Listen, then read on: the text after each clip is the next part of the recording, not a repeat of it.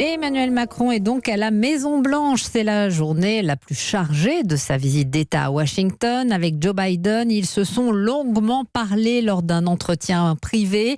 Place d'ici quelques minutes à la conférence de presse commune.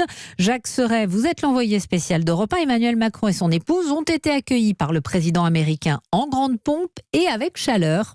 Oui, Emmanuel et Brigitte Macron accueillis au son de la Marseillaise et par 21 coups de canon. Puis sur la pelouse au sud de la Maison-Blanche, le chef de l'État passe en revue les troupes. Devant plusieurs centaines d'invités, Joe Biden prend alors la parole à la tribune pour souhaiter la bienvenue à ses hôtes du jour.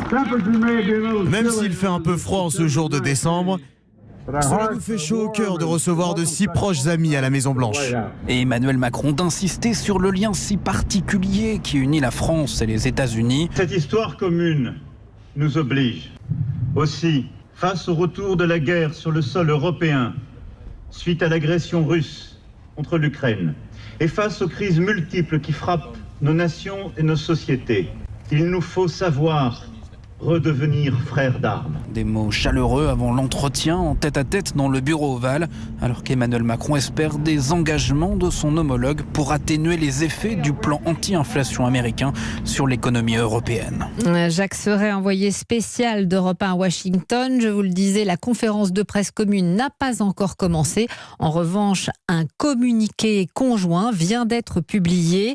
Les deux présidents saluent le courage des manifestants iraniens. Ils s'engagent aussi à soutenir l'Ukraine aussi longtemps qu'il le faudra.